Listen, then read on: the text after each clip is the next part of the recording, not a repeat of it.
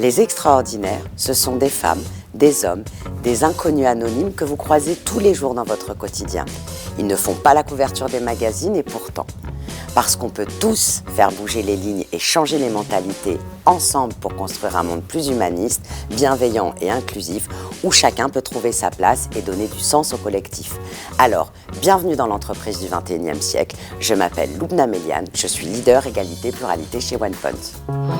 Parce qu'on juge une femme sur sa cuisine, c'est ça? Vous mériteriez vraiment d'être blanc. J'ai jamais pu saquer les queens. Je suis bien d'accord avec la grosse. Imaginez une petite fille qui grandit dans une fratrie de 5 enfants au sein d'une famille de chercheurs passionnés de mathématiques. Très tôt, elle développe un goût insatiable pour l'école, pour les chiffres, mais aussi pour la compréhension des interactions humaines. Cette petite fille, c'est Clotilde Coron. Diplômée de Sciences Po Paris et de l'ENSAE, elle a fait ses premières armes chez Orange avant de choisir un autre terrain, celui de la recherche académique. Aujourd'hui, professeure des universités et vice-présidente diversité, égalité et inclusion à l'université Paris-Saclay, elle étudie comment nos stéréotypes façonnent les carrières, enferment les individus et entretiennent des inégalités durables. Chercheuse passionnée, elle a choisi de mettre la science au service d'une cause, l'égalité femmes-hommes. Son message est clair, les chiffres révèlent, mais c'est l'action qui transforme. Libérer les femmes, c'est aussi libérer les hommes. Dans cet épisode d'Extraordinaire, elle nous invite à déconstruire nos certitudes et à imaginer un avenir plus juste pour toutes et tous. Alors, préparez-vous à une conversation qui bouscule et qui ouvre des horizons. Bonjour Clotilde. Bonjour. Alors, comme on vient de le voir à l'instant, tu es professeure, chercheuse et vice-présidente diversité, égalité et inclusion à l'université Paris-Saclay. Mais avant tout, tu as été une petite fille qui a grandi dans une famille de chercheurs. Quel souvenir t'en gardes de cette enfance et de cette enfance dans une fratrie de 5 enfants, si je me trompe pas? Oui, tout à fait. J'étais la deuxième d'une famille de 5 enfants. J'ai beaucoup de très bons souvenirs d'enfance et en lien avec le sujet qui nous réunit aujourd'hui, c'est vrai que je pense que j'ai eu une éducation qui m'a quand même poussée vers les métiers de la recherche, une éducation assez intellectuelle où tout était occasion d'apprendre des choses, d'expérimenter, de mettre en œuvre une sorte de démarche scientifique, Oui, parce y que compris si dans je dis la vie, quoi. pas de bêtises, tes parents étaient chercheurs en mathématiques Oui, en ils sont plus. tous les deux Donc, mathématiciens. Ouais. Parce que souvent on dit les filles, les mathématiques, ça fait pas bon Ah ménage. non, mais j'ai pas vu ça, moi, dans mon environnement familial. J'ai beaucoup de femmes qui font des maths. Donc ça a été pour toi une évidence, en tout cas, d'aller sur ce secteur? Alors, une évidence, non. Alors, moi, je suis pas chercheuse en mathématiques, je suis chercheuse plutôt en sciences humaines et sociales, mais vraiment, j'ai adoré ça. J'ai toujours adoré l'école, j'adorais apprendre des choses. Et donc, c'était un peu la continuité naturelle, pour le coup, de mon parcours, de faire une thèse. Et après, un peu la continuité naturelle d'aller vers l'enseignement et la recherche. Je trouve que c'est un métier vraiment extraordinaire, parce qu'on peut à la fois faire de la recherche sur les choses qui nous intéressent, transmettre par l'enseignement. Donc, c'est vraiment ce que j'adore. Alors justement, tu disais que tu as adoré l'école, donc tu as intégré après Sciences Po et l'ENSEA. Qu'est-ce qui t'a donné envie de croiser justement sciences sociales et statistiques? Parce que c'est intéressant. Oui, comme, c'est vrai que c'est une démarche qui n'est pas forcément très courante en sciences humaines et sociales. C'est-à-dire que souvent, il y a soit des chercheurs qui vont faire plutôt des démarches par entretien, donc ce qu'on appelle les démarches qualitatives, et de l'autre côté, des chercheurs qui vont mobiliser des méthodes quantitatives, des statistiques. Et la particularité de ma recherche, c'est vraiment que j'utilise les deux types de matériaux empiriques. Et vraiment, j'aime beaucoup ces croisements. Je trouve que c'est très enrichissant. Donc, ce que j'ai appris à l'ENSAE, c'est vraiment les statistiques, donc produire des chiffres, mesurer des choses. Et d'un autre côté, je trouve que quand on fait des entretiens avec des personnes, ça donne aussi de la chair, ça permet d'avoir des témoignages qui rendent les chiffres un peu plus vivants.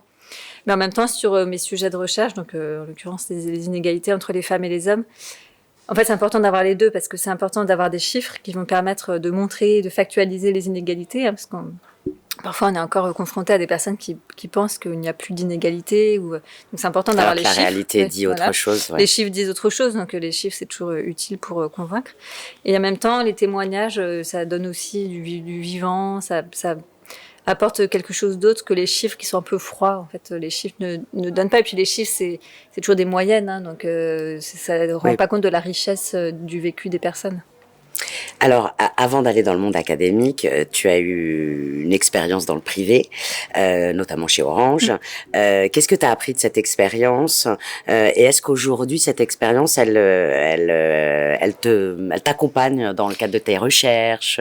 Oui, en fait, j'ai fait ma thèse en convention CIFRE chez Orange. Donc, j'étais en fait financée par Orange pour faire ma thèse qui portait sur la politique d'égalité professionnelle entre les femmes et les hommes.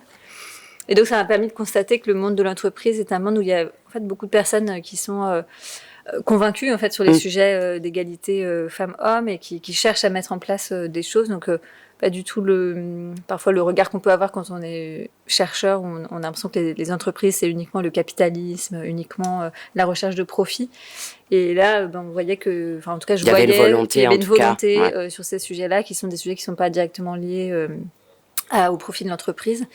Donc ça m'a plutôt donné une vision quand même assez positive du monde de l'entreprise. Alors je suis pas non plus naïve, hein, mais en tout cas je sais qu'il y a des personnes en entreprise qui veulent faire bouger les choses et qui travaillent sur des sujets qui ne sont pas directement liés au profit et qui pour autant sont tout à fait intégrés dans l'entreprise.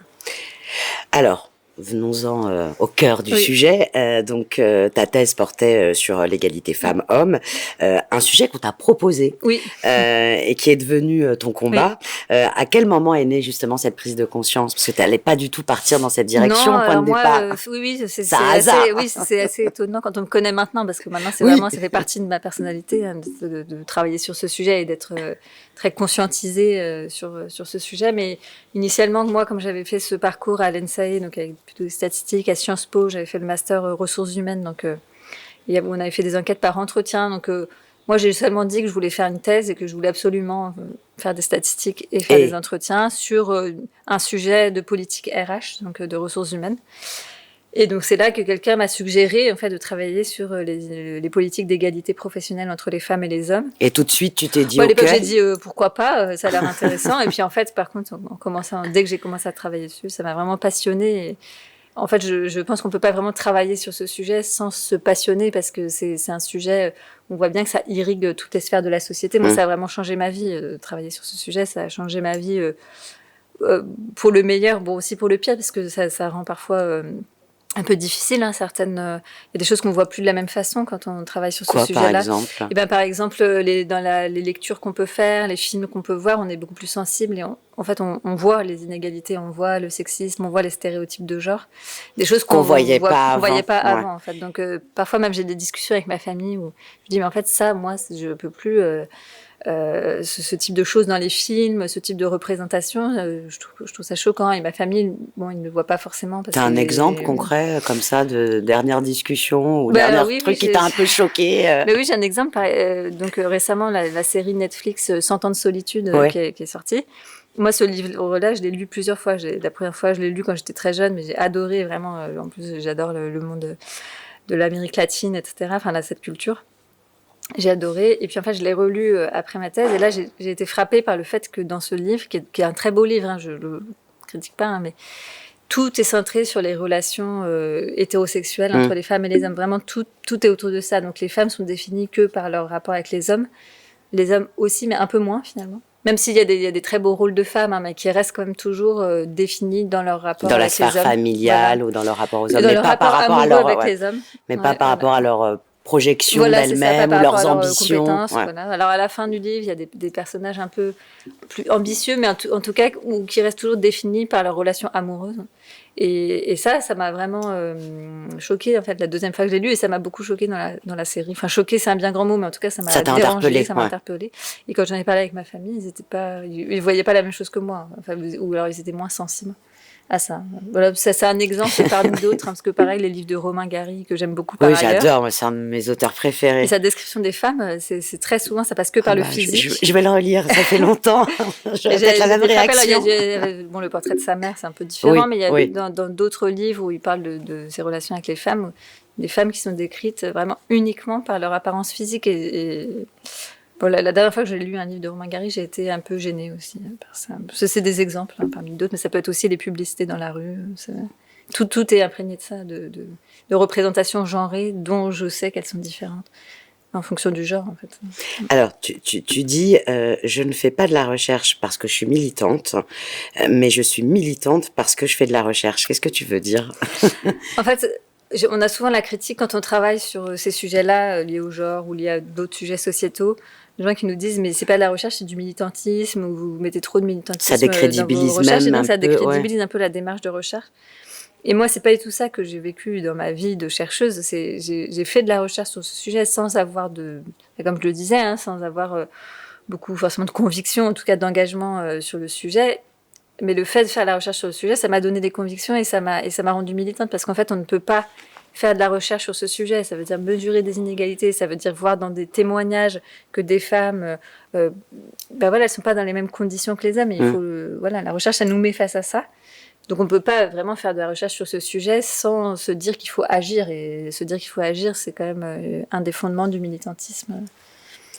Alors, justement, en parlant de tous ces travaux que tu mènes depuis maintenant plusieurs années, c'est quoi les stéréotypes qui t'ont le plus marqué au fil de tes recherches? Est-ce qu'il y a des choses en particulier qui t'ont interpellé, ou que tu t'étais dit ah bon, ça existe vraiment?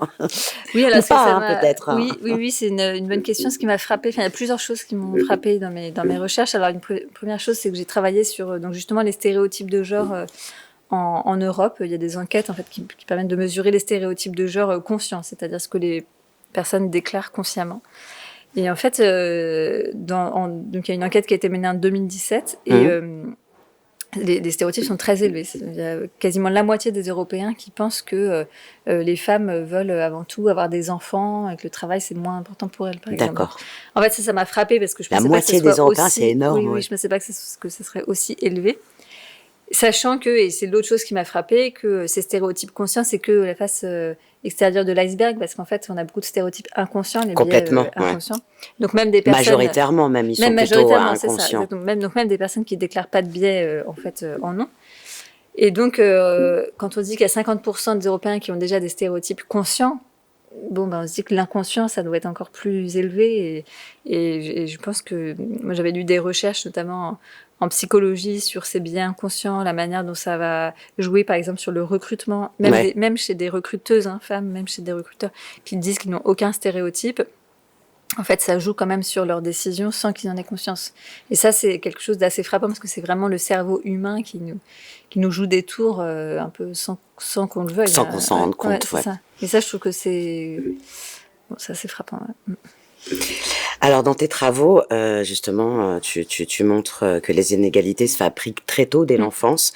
Comment ça se manifeste ? Alors, très tôt, parce que justement, ça passe beaucoup par ces stéréotypes et par ce qu'on appelle la socialisation, donc le processus par lequel un individu va acquérir les normes qui vont...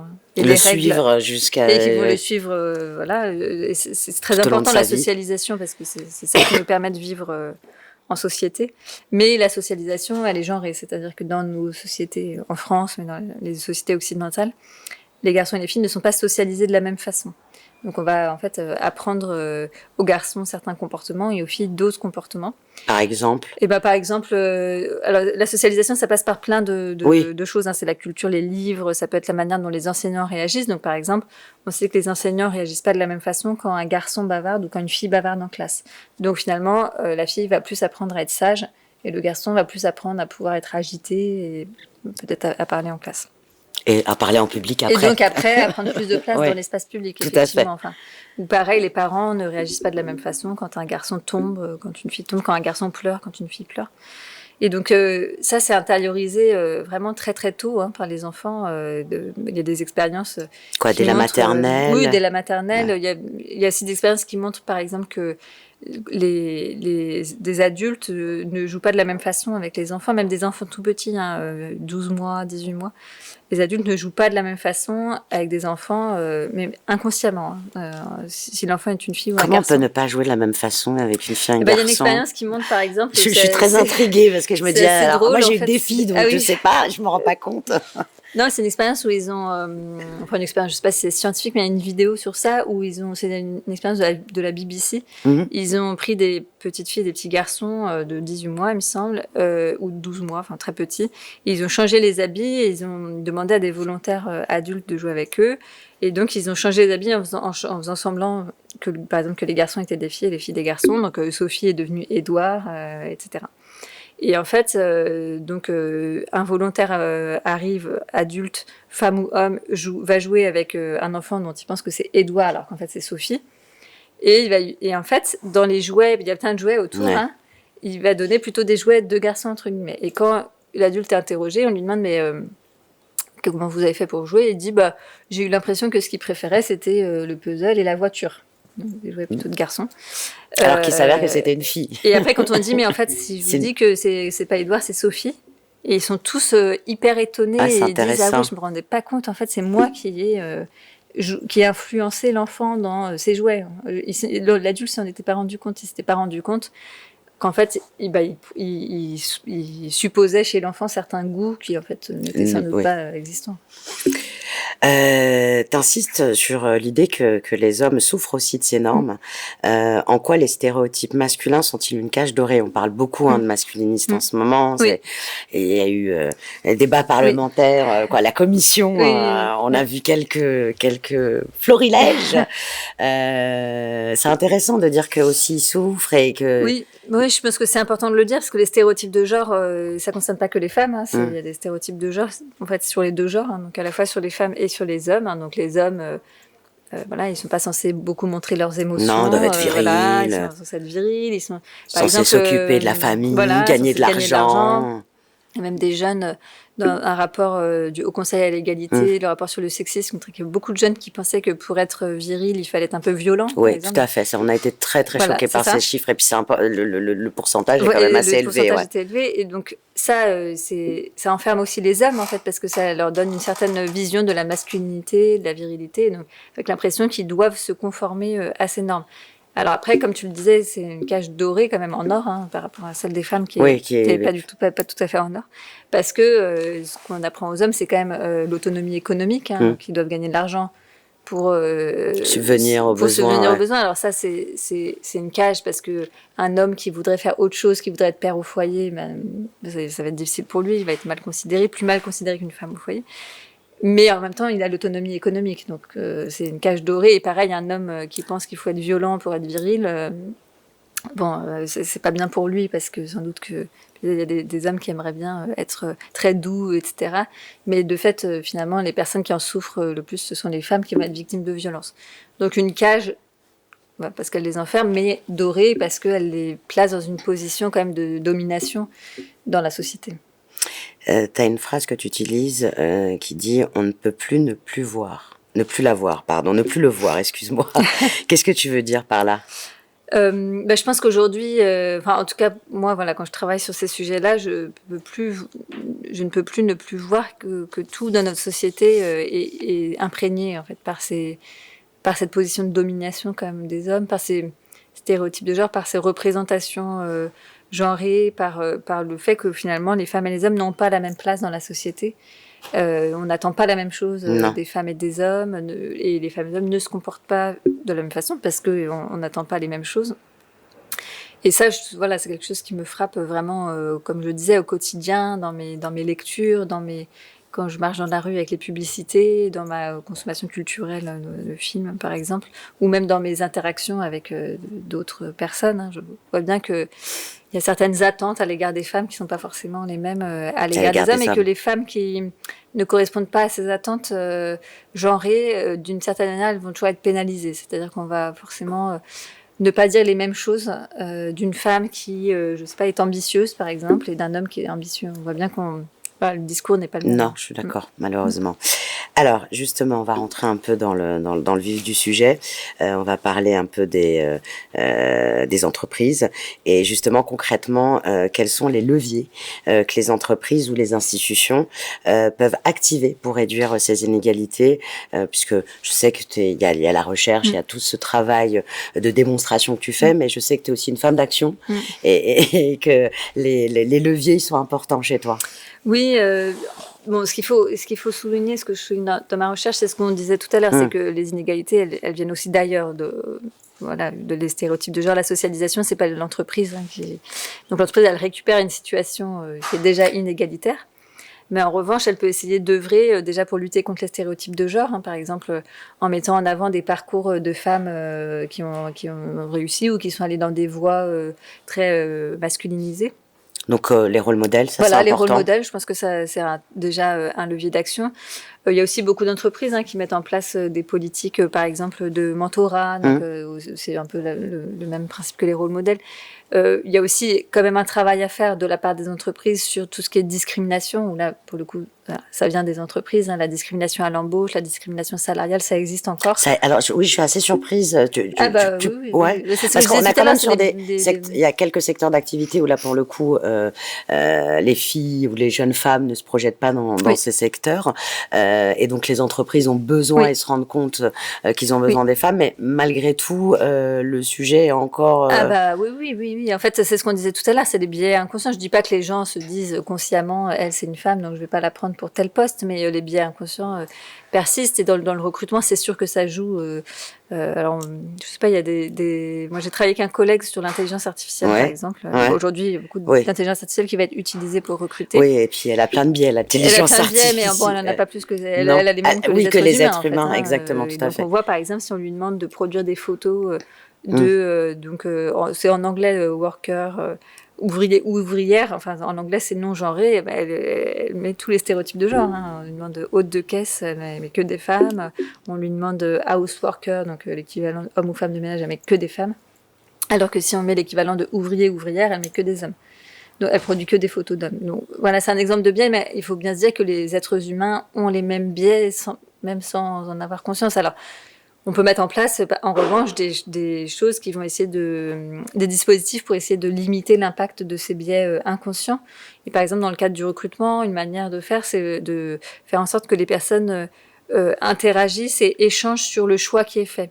Pourquoi on prend telle personne et pas telle autre. D'accord, que la décision ne soit pas pas sur une personne en particulier. Parce que ça force à échanger. Donc ça décision collective, ça peut être important. Ça limite l'impact des biais inconscients. Donc ça, c'est un autre exemple. Après, les entreprises, elles peuvent aussi faire d'autres choses. Par exemple, allonger le congé paternité, qui est encore un peu court en France. Alors, ça pourrait être aussi les pouvoirs publics. Mais il a augmenté il n'y a pas si longtemps. Il a augmenté il n'y a pas si longtemps, mais il reste quand même inférieur à celui des femmes. Et on sait très bien, la recherche, elle montre que les inégalités entre femmes et hommes, elles se creusent vraiment à partir de la naissance du premier enfant. Donc, sans doute que le congé maternité entre un peu en jeu là-dedans. Et puis, peut-être aussi, plus globalement, faire en sorte que l'organisation du travail, les rythmes de travail, soient plus compatibles avec une vie familiale. Moi, je trouve ça pas normal que des pères ou des mères doivent se mettre à temps partiel quand ils ont des enfants, en fait. Surtout que c'est une petite période, parce que quand ils commencent à être un peu plus autonomes, quand ils sont à l'école... à l'école, ça finit tôt aussi. Oui, ça finit tôt parfois.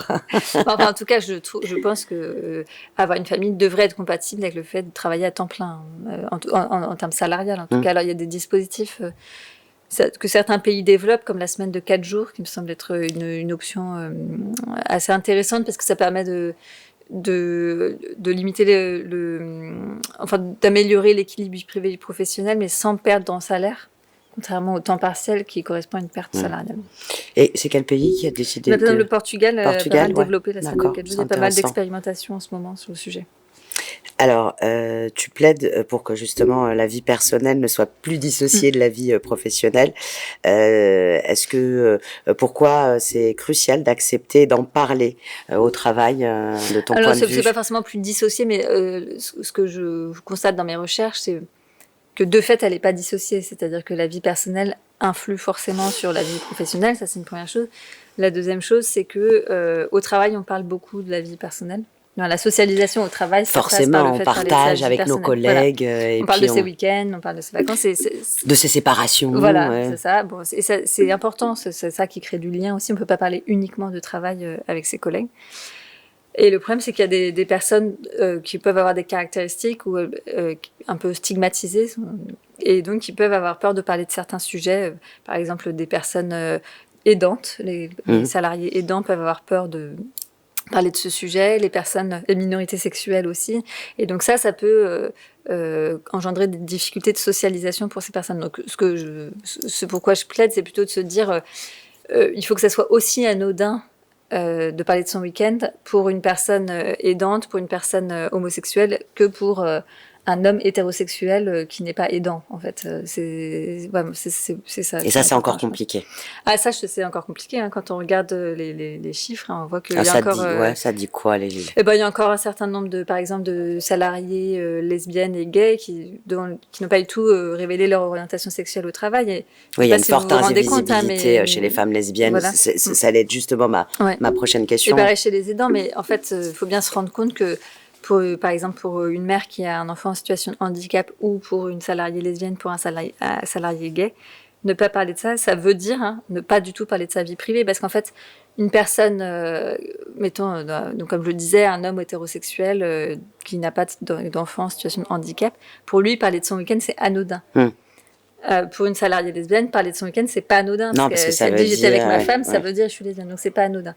Pour une mère qui a un enfant en situation de handicap, parler de son week-end, potentiellement, ça peut vouloir dire j'ai dû aller chez tel médecin ou mon fils a eu tel problème. Donc c'est pas anodin non plus, et ça devrait être aussi anodin. Et pour l'instant, c'est pas le cas, et je pense que ça peut engendrer des inégalités de socialisation qui peuvent à terme créer des inégalités de carrière aussi. Concrètement, les organisations, qu'est-ce qu'elles peuvent faire pour justement permettre cette plus forte sociabilisation ?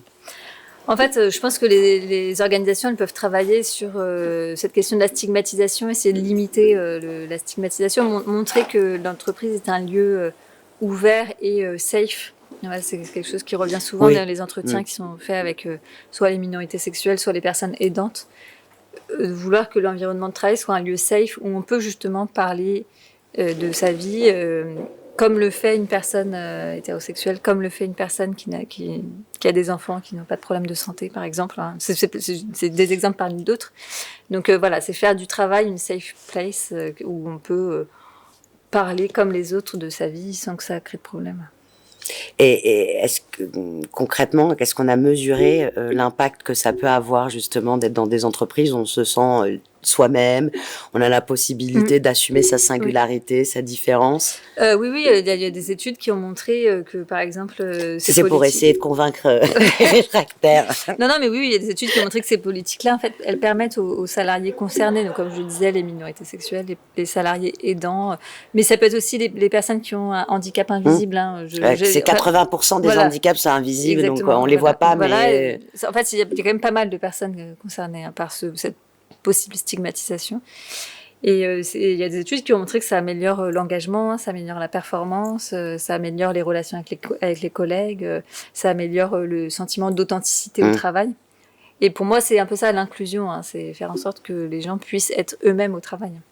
C'est le plus important. Oui. Peut-être pour finir sur cette partie, est-ce que tu as des exemples de bonnes pratiques qu'on peut mettre en place justement pour œuvrer contre ces inégalités. Je pense que quand l'organisation montre qu'elle prend le sujet en main, ça peut c'est déjà un libérer un peu la parole en fait. Donc par exemple, j'ai fait des entretiens avec des salariés lesbiennes qui disent mon entreprise elle a mis en place des congés spécifiques d'accueil d'enfants pour les mères qui n'ont pas porté l'enfant. Et donc, en fait, j'ai vu que c'était une entreprise ouverte. Et donc, j'ai pu en parler et bénéficier de ces jours. Bénéficier des droits, parce qu'en fait, l'autre problème, et ça c'est valable pour le handicap, pour les salariés aidants, pour les minorités sexuelles, c'est que l'autre conséquence du fait de ne pas parler de ça, c'est qu'on ne prend pas ses droits. En fait. Donc, c'est très souvent, beaucoup de personnes en situation de handicap qui ne prennent pas les aménagements auxquels elles pourraient avoir droit, de peur de la stigmatisation. Et alors, pour terminer, si tu avais un conseil à donner à une jeune fille ou à un jeune garçon qui entre aujourd'hui dans la vie professionnelle, ce serait lequel ? Elle est dure cette question. Même moi, je sais pas quel conseil. D'être authentique, moi, je dirais. C'est ce que j'allais dire. Après, c'est C'est un conseil un peu risqué aussi, parce que Ouais, mais ça qu'il y a des permet environnements peut-être de travail, bouger les lignes aussi. Oui, alors je pense qu'il y a des environnements de travail, on peut plus ou moins se le permettre, mais moi, je me suis toujours dit que je voudrais pas être dans des environnements de travail où je peux pas être authentique. Mais ça, chacun voit avec sa capacité à prendre des risques, et puis dans l'environnement dans lequel de travail, il évolue, bien sûr. sûr. En tout cas, je pense que quand même, on passe beaucoup de temps au travail et devoir porter un masque en permanence, que ce soit pour se conformer à des normes de genre, on en parlait, que ce soit pour éviter une forme de stigmatisation ou rentrer dans un moule professionnel, parce que c'est beaucoup d'organisations où il y a des codes assez formels, vestimentaires ou de relationnels, etc. Voilà, porter un masque toute la journée, c'est fatigant. C'est de la charge mentale en plus. Voilà, oui. C'est le cas de le dire. C'est quoi les prochaines grandes questions de recherche ou d'action qui t'animent aujourd'hui ? Donc en ce moment, je dirige un projet de recherche financé par l'Agence nationale de la recherche sur justement les salariées lesbiennes. C'est pour ça que j'en parlais. Donc j'ai toute une enquête qui a été menée à la fois par des entretiens et puis des statistiques aussi. Donc je produis des statistiques sur les inégalités en fonction à la fois du genre et de l'orientation sexuelle. C'est assez intéressant parce que ça permet de mieux comprendre certaines choses. Et ce sur quoi j'aimerais bien travailler par la suite, voilà, deux choses. Alors d'abord, ce que je vois dans ce projet de recherche-là, c'est qu'il y a une sorte de paradoxe, parce que les salariées lesbiennes, elles sont à la fois plus confrontées aux violences, aux discriminations, la difficulté parce qu'il y a aussi le fait qu'elles soient femmes, pas juste l'orientation, elle cumule. Elle cumule. Mais en fait, elles sont plutôt moins pénalisées que les femmes hétérosexuelles dans tout ce qui est carrière. D'accord. Et donc mon hypothèse, c'est parce qu'elles sont pas dans le modèle de l'hétéropatriarcat, enfin dans le modèle de Monsieur Gagne-Pain, et donc finalement elles s'autorisent peut-être plus. Elles s'autorisent plus, et puis elles ont peut-être plus besoin aussi d'argent, parce que en fait, quand on est en couple, quand une femme est en couple avec un homme, peut-être qu'elle se repose en partie sur le revenu de son conjoint, en fait, alors ce qui ne peut pas être le cas pour une femme lesbienne. En fait, j'ai plusieurs hypothèses autour de ça, et donc j'aimerais bien creuser ces hypothèses. Ça, c'est le premier point. Et le deuxième point, c'est que je vois parce que j'ai fait des statistiques sur la qualité des relations avec les collègues. Et de façon assez étonnante, c'est quelque chose auquel je n'avais pas pensé, mais le fait d'avoir des enfants, c'est un des meilleurs prédicteurs de la qualité des relations avec les collègues. Et je pense que c'est parce que c'est beaucoup plus facile de, justement, ces small talk, cette socialisation, par le fait de parler de sa vie personnelle. Je pense que ça passe beaucoup par le fait de parler de ses enfants. C'est vrai. Et donc, j'aimerais bien travailler sur les femmes sans enfants. Qui est un vrai sujet. Voilà, c'est un vrai sujet, parce que je pense que... Surtout la maternité arrive de plus en plus tard. Voilà, c'est ça. Donc, où elle n'arrive pas du tout, elles ont le droit. Voilà, exactement. Et là où c'est un vrai sujet, c'est que la littérature, jusqu'à présent, elle a beaucoup été dans l'angle, finalement, la maternité pénalise les femmes. Et, c'est vrai, parce que les inégalités, comme je l'ai dit, elles arrivent beaucoup au moment de la maternité. Mais je pense que les femmes sans enfants, elles sont aussi pénalisées, peut-être plus dans les relations avec les collègues, alors peut-être moins dans leur carrière. Mais je pense qu'il y a une forme de stigmatisation quand même et de pénalisation dans la socialisation professionnelle. Il y avait une étude de l'INSEE qui m'avait beaucoup marqué quand j'étais plus jeune, qui expliquait que les femmes réussissaient mieux quand elles étaient célibataires et que les hommes réussissaient mieux quand ils étaient des enfants. Ouais. C'est exactement ce que tu viens de dire. Ça m'avait beaucoup marqué. Je me suis dit, qu'est-ce que je fais ? Est-ce que je fais des enfants ? Des enfants, une carrière, pas une carrière. C'est vrai que c'est pas évident de faire des choix. Non, c'est pas évident, mais je pense que pour les femmes, c'est peut-être cette meilleure réussite professionnelle, elle se fait quand même au prix...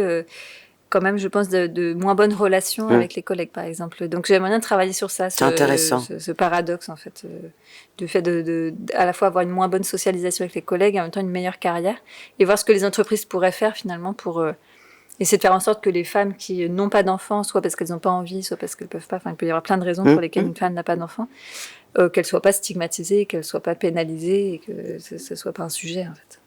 Et alors, dernière question. En un mot, c'est quoi le futur que tu souhaiterais construire grâce à tes travaux ? Égalitaire. Ouais, c'est ça. Ouais. Pas plus ? On m'a dit un mot. Oui, c'est vrai. Pardon, c'est vrai, tu as raison. Je suis une très bonne élève. En tout cas, merci d'avoir pris ce moment avec nous. Et c'était super intéressant.